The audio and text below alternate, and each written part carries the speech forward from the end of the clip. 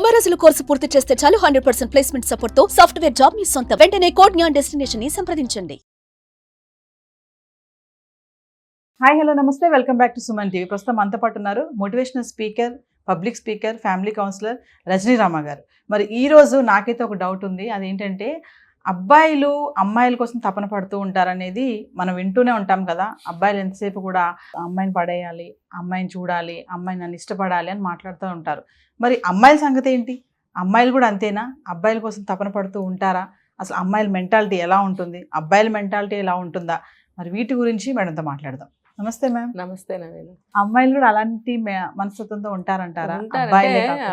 Balance ఇప్పుడు ప్రతి దాంట్లోనూ వాళ్ళు ఉంటారు, వీళ్ళు ఉంటారు.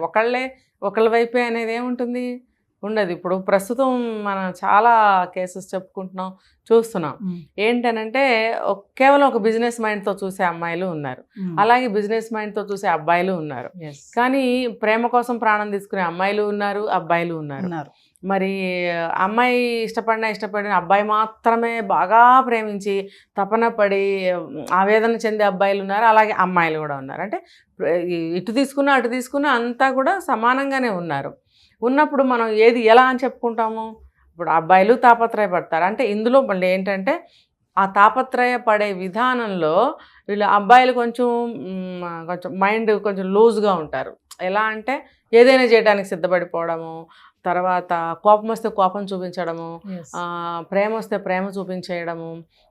ఇప్పుడు మన ఒక కేసు ఒకటి నడుస్తుంది. ఎవరంటే ఈ మహాలక్ష్మి ఒరిస్సా కేసు. అమ్మాయిని ముక్కలుగా సూట్ కేసులో 52 ముక్కలుగా ఫ్రిడ్జ్లో పెట్టాడని. ఎందుకు అంత తాపత్రయపడ్డాడు, అంత తపన పడ్డాడు, అంత లవ్ చేశాడు. కానీ ఆ అమ్మాయి ఇంకొక అబ్బాయితో అఫైర్ పెట్టుకునేటప్పటికి తట్టుకోలేకపోయాడు. అంటే ఏంటి? కక్ష, కోపం. అంటే ఎంత తాపత్రయపడతాడో, ఎంత ప్రేమిస్తాడో అంత రివెంజ్, కక్ష కూడా ఉంటుంది అన్నమాట. అంటే భరించలేని మనస్తత్వం. ఈ భరించలేని మనస్తత్వం అబ్బాయిల్లో ఎక్కువగా ఉంటుంది. నువ్వు ఎంత ప్రేమించినా కూడా కొంచెం తేడా వస్తే నువ్వు భరించలేవు. ప్రేమించిన వ్యక్తే కదా మేడం. అంటే ప్రేమించాడు కాబట్టే ప్రేమ ఉన్నప్పుడు ఏమవుతుందంటే అసూయ ఉంటుంది. ఎక్కడ ప్రేమ అయితే ఉంటుందో అక్కడ త్యాగం ఉంటుంది, ఎక్కడ ప్రేమ అయితే ఉంటుందో అక్కడ అసూయ కూడా ఉంటుంది. ఎందుకంటే ఇది నాది అని అన్నప్పుడు ఎవరు మాట్లాడకూడదు, ఎవరు చూడకూడదు. ఇంకొంచెం ఎక్కువైతే అది అనుమానంలోకి దారితీస్తుంది, ఇంకొంచెం ఎక్కువైతే కక్షల్లోకి దారితీస్తుంది, చంపే వరకు వెళ్తుంది. ఏంటి? అబ్బో నాకు ప్రేమ అంటాడు చివరికి. నేను ఇంత తాపత్రయపడుతున్నాను, అడిగిందల్లా తీసుకొచ్చాను, ఎక్కడికి వెళ్ళాలంటే అక్కడ తీసుకెళ్తున్నాను, ఏది కావాలంటే అది కొనిస్తున్నాను, నా ప్రాణం పెడుతున్నాను అని అంటున్నావు. కానీ నీ అతి తాపత్రయము, నీ అతి ప్రేమ మరి ఎటు దారితీస్తుందో అబ్బాయి తెలుసుకోవాలి. అయితే ఇటు అమ్మాయి గురించి ఆలోచించాల్సి వస్తే నిజంగా ఇంత లేదు కానీ బాగా ప్రేమిస్తున్నాడు, నీకేది తక్కువ అవుతుందా, నీకేం లోటు లేకుండా చూసుకోవాలని తాపత్రయపడుతున్నాడు అనే విషయం తను గ్రహించాలి. గ్రహించి కూడా నార్మల్గా తీసుకుని ఇంకో రకంగా బిహేవ్ చేసింది అంటే కూడా తేడా వస్తుంది. ఇప్పుడు అమ్మాయిలు కూడా అంతే తాపత్రయపడతారు. దీనికి ఎగ్జాంపుల్ మన ఇప్పుడు హర్షసాయి. ఈ హర్షసాయి కేసు తీసుకుంటే అందులో నేను ఒక ఆడియో క్లిప్పింగ్ విన్నాను. నేను ఆ అమ్మాయి ఎంతో తాపత్రయంతో అడుగుతుంది, ఎంతో పదే పదే అడుగుతుంది. నేను ఇలా పదే అడుగుతున్నానని చెప్పి కూడా క్వశ్చన్ చేసింది. అందులో అంతా అంటే నేను ఇంత గేరుకుంటున్నాను, నువ్వు అసలు అనవేంటి అని ముందు మెల్లగా అడిగింది. దానికి కూడా నవ్వుతున్నాడు. అంటే నువ్వు ఏం మాట మాట్లాడినా పట్టుబడతానేమో అన్నట్టుగా నువ్వు స్టబన్గా ఉండి ఆహాహా అని నవ్వుతున్నావు నువ్వు. అది ఇంకా ఇరిటేటింగ్గా ఉంటుంది అమ్మాయికి, ఇంకా రెచ్చగొట్టినట్టు అవుతుంది. ఎందుకంటే ఆడపిల్లలు తొందరగా కొంచెం ఉడుకుమొత్తనం స్వభావంగా ఉంటారు ఆడపిల్లలు. ఏంటి నేను ఎన్నిసార్లు అడుగుతున్నాను, నేను ఇంత ప్రేమ చూపిస్తున్నాను, నేను ఇంత ఆత్రపడుతున్నాను, నేను ఇంత తొందరపడుతున్నాను, లేకపోతే ఏదో ఇన్ని ఉన్నప్పుడు ప్రశాంతంగా నవ్వుతావేంటి అనేటువంటి ఒక కోపము, ఇరిటేషన్ ఎక్కువైపోతుంది. ఆ ఎక్కువైపోయి అమ్మాయి ఏం చేసింది, ఇంకా అరవటం మొదలుపెట్టింది. ఎంత అరుస్తున్నా నవ్వుతూనే ఉన్నాడు అబ్బాయి. అంటే ఏంటంటే తన యొక్క తాపత్రయాన్ని కానీ ప్రేమను కానీ తన యొక్క ఇష్టాన్ని కానీ తెలియజేస్తున్నప్పుడు నువ్వు అలా ఎందుకుంటున్నావు అనే కోపం ఆ అమ్మాయికి కూడా వచ్చింది అక్కడ. అంటే ఆడపిల్లల్లో కూడా తను పడుతున్న తాపత్రయము యువతల వ్యక్తి అర్థం చేసుకోవాలని చెప్పి ఎంతో ఆశిస్తుంది. ఆశించకుండా వీళ్ళు ఇలా ప్రవర్తించినప్పుడు కూడా అమ్మాయిల్లో కక్షలు అనేవి వస్తాయి. కానీ అబ్బాయిల్ని హత్య చేసేంత రేంజ్కి పాపం వాళ్ళు వెళ్ళరు. అప్పటి వరకు మనం కొంతమంది అమ్మాయిల గురించి చెప్పుకున్నాం, వీళ్ళు డ్రింకింగ్ అలవాటు ఉంది, సిగరెట్ల అలవాట్లు ఉన్నాయి, నలుగురు ముగ్గురు అబ్బాయిలతో అక్రమ సంబంధాలు పెట్టుకుంటారు, తర్వాత ఏదన్నా వస్తే కోపంగా అరుస్తారు, మీద పడి రక్కేస్తారు, ఇవన్నీ చెప్పుకుంటున్నాం. కానీ హత్యలు చేసే వరకు అమ్మాయిలు వెళ్ళలేరు, కానీ అబ్బాయిలు వెళ్తారు. ముందు ఒకటి తెలుసుకోవాలి, నువ్వు తాపత్రయపడుతున్నావు సరే, అతనికి ఉందా అంత తాపత్రయము అనేది తెలుసుకో. ఇంకొకటి ఏంటంటే, నువ్వు ఇష్టపడుతున్నావు సరే, నిన్ను అతను ఇష్టపడుతున్నాడా లేదా తెలుసుకో. మూడోది, నువ్వు ఇష్టపడి వెళ్ళకు. నువ్వు ఇష్టపడి ఒక వ్యక్తిని రమ్మని పిలవకు, నువ్వు ఇష్టపడి ఒక వ్యక్తిని పెళ్లి చేసుకుందామని అడగకు. అతను ఇష్టపడి నీ దగ్గరకు వస్తే నువ్వు యాక్సెప్ట్ చేయి, ఎందుకంటే నీ మనసులో ఉంది, ఇష్టత ఉందనుకో. లేదు, అప్పటి వరకు లేదు, నిన్ను ఇష్టపడి అతను వచ్చి అడుగుతున్నాడు, అతను తాపత్రయం చూపిస్తున్నాడు, లేకపోతే ఆల్రెడీ నువ్వు ఇష్టపడుతున్నావు అనుకోకుండా అతను అడుగుతున్నాడు, ప్రపోజ్ చేస్తున్నాడు అన్నప్పుడు నువ్వు 100% కళ్ళు మూసుకుని నువ్వు అతన్ని నువ్వు యాక్సెప్ట్ చేయొచ్చు. అంతేగాని నాకుంది నీకెందుకు లేదని క్వశ్చన్ చేస్తే మాత్రం సమాధానం ఈ భూమి మీద 1000% ఎవరికి దొరకదు, న్యాయం అంతకన్నా జరగదు. అబ్బాయి అయినా అంతే, తను తాపత్రయపడుతున్నాడు, ఆ అమ్మాయికి ఇష్టం ఉందో లేదో తెలుసుకో. అంటే మనమంటే ఇష్టపడి వచ్చే వాళ్ళు ఉంటే మనకి, మన ప్రేమకి కానీ మనకి కానీ మన జీవితానికి కానీ ఒక అర్థం పర్థం, ఒక న్యాయం, ఒక తృప్తి, ఒక సంతోషం అనేవి మిగులుతాయి. అంతేగాని నేను పరిగెడుతున్నాను నువ్వెందుకు రావు, నువ్వు ఇంకా పరిగెడతావు ఎందుకు, అలా వద్దు. అది ఎప్పటికీ వర్కౌట్ కాదు.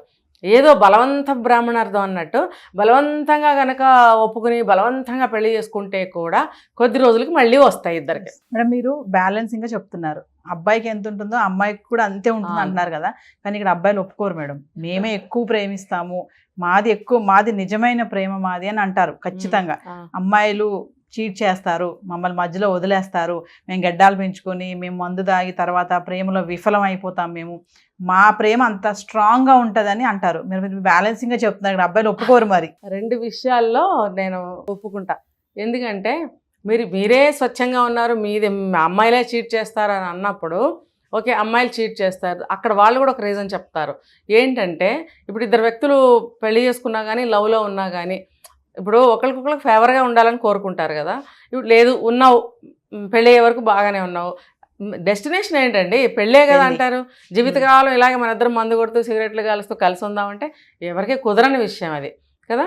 కాబట్టి డెస్టినేషన్ అనేది మ్యారేజ్ చేసుకున్న తర్వాత కూడా తను అలాగే ఉన్నాడు అనుకోండి, తన పద్ధతులు బాగలేదు, తను చెప్పిన మాట వినడు, లేకపోతే తను అన్నదే చేయాలని అంటాడంటే ఆ అమ్మాయి ఏకీపించకపోవచ్చు. అప్పుడు కొంచెం స్టార్ట్ అవుతాయి, అప్పుడు గొడవలు, లేకపోతే ఆ అమ్మాయి వదిలేసి వెళ్ళిపోతుంది. దానికి వీళ్ళు ఏం పేరు పెడతారంటే చీటింగ్ అంటారు. నేను ఇంత ప్రేమించాను కదా, పెళ్లి చేసుకున్నాను కదా, నేనంటే కూడా ఇష్టపడి పెళ్లి చేసుకుంది కదా, ఇప్పుడు ఎందుకు వదిలి వెళ్ళిపోయింది అంటే మనలో ఏమన్నా తప్పు ఉందేమోనని మనం కూడా చూడాలి. ఇప్పుడు మన అమ్మాయి అయినా సరే మన అబ్బాయి అయినా సరే మనం కూడా ఇలా ఆలోచించాల్సిన అవసరం ఎంతైనా ఉంది. ఇప్పుడు ఏమి జరిగింది అట్లా వెళ్ళిపోరు, ఒకే ఒక కండిషన్లో వెళ్తారు. ఏంటంటే ఒక మొగుడు సరిపోడు, ఒక భార్య సరిపోదు అనుకున్నప్పుడు మాత్రమే చీటింగ్ చేసి వెళ్ళిపోతారు. అనదర్ కేసెస్ అది వేరు, అవి ఇందులోకి రావు. జనరల్గా ఇలా ఉంది అని అంటే రన్నింగ్లో రెగ్యులర్ లైఫ్లో మనం ఏదైతే విసిగిపోతామో అప్పుడు వెళ్ళిపోవడానికి అవకాశం ఉంది. దాని పేరు చీటింగ్ అంటే ఎలా? ఇప్పుడు ఏ కారణం లేదే నువ్వు ఇష్టపడే అమ్మాయి, నిన్ను కూడా ఇష్టపడే అమ్మాయి వెళ్ళిపోయిందంటే దాని పేరు చీటింగ్ అని పెట్టుకోకూడదు. ఇప్పుడు అదే పని అబ్బాయి చేస్తే అమ్మాయి ఏమనుకోవాలి, చీటింగ్ అనుకోవాలిగా కదా.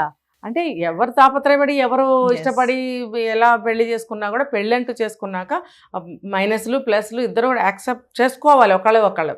ఎందుకంటే అంత ఇష్టపడ్డారు కదా, నువ్వు అంత తాపత్రయపడుతున్నప్పుడు ఆ అమ్మాయిలో ఉన్న మైనస్లను కూడా నువ్వు ఎందుకు యాక్సెప్ట్ చేయవో? నువ్వు చేయాలి కదా. ఆ అమ్మాయి తెల్లగా ఉంది, ఓకే, జుట్టింతే ఉంది, మరి దీన్ని యాక్సెప్ట్ చేయాలి. లేదు, ఆ అమ్మాయి వంట బాగా చేస్తుంది, లేకపోతే ఇంకొక పనిలో ఏదో సరిగ్గా ఉండదు, అది నీకు పెళ్ళికి ముందు బయటపడవు, పెళ్ళి అయిన తర్వాతే బయటపడతాయి.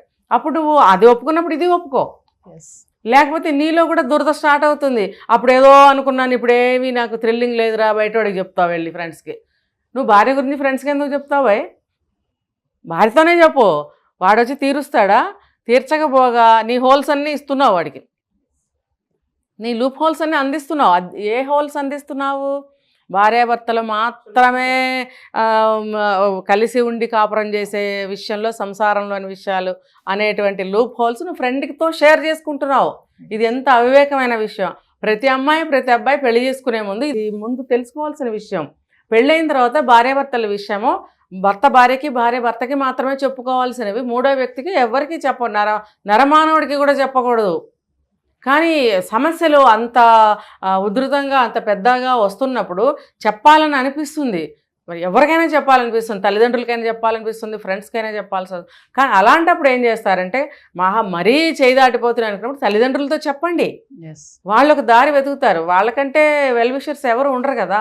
అంతే ఫ్రెండ్కి చెప్తే వాడు నీ వయసే, ఆ అమ్మాయి నీ వయసే, నీకేం సలహా ఇస్తుంది? ఒక కుంటివాడి దగ్గరికి వెళ్ళి ఆశీర్వాదం తీసుకోండి, నువ్వు నాలాగే కుంటివాడిలాగా ఉండాలని ఆశీర్వదిస్తాడా? అంతే అని చెప్తారు కొంతమంది. కానీ నాలా కాకుండా మంచి జీవితం కూడా దీవించే వాళ్ళు కూడా ఉన్నారు. కానీ జనరల్గా ఇలా అంటారు. ఇప్పుడు నేను ఏదైతే లేకుండా బాధపడుతున్నానో వీళ్ళెందుకు ఇలా ఉండాలనే మనసు మంటలో వాడికి మంచి ఆశీర్వాదం ఇవ్వడు అని చెప్పి అని అంటారు. అలాంటప్పుడు నువ్వు తీసుకెళ్ళి నీ వయసు వాడికి చెప్తే వాడు నీకే సలహా ఇస్తాడు? ఎంత అనుభవం ఉంది అబ్బాయికి, ఎంత ఉంటుంది? కాబట్టి ఇంట్లో భార్యాభర్తల విషయాలు ఫ్రెండ్స్తో చెప్పాల్సిన అవసరమే లేదు. చెప్తే తల్లిదండ్రులతో చెప్పండి, అంతే. ఎవరికి చెప్పాల్సిన అవసరం లేదు. అలాంటప్పుడు ఎవరి మీద నిందలు వేసుకోవాల్సిన అవసరం కూడా లేదు. నాకు అర్థమైంది మేడం. అంటే మీరు చాలా కౌన్సిలింగ్ సెషన్స్ తీసుకుని ఉంటారు కదా, రకరకాల వ్యక్తులు వచ్చి ఉంటారు మీ దగ్గరికి. సో ఖచ్చితంగా వీళ్ళు ఎంత ఉన్నారో వీళ్ళు అంతే ఉన్నారని చెప్తున్నారు. ఎవరు ఎక్కువ కాదు, అంతే, ఎవరు తక్కువ కాదు. Thank you ma'am. సుమన్ టీవీలో మీ పర్సనల్ అండ్ బిజినెస్ ప్రమోషన్స్ కోసం కింది నెంబర్కి కాంటాక్ట్ చేయండి.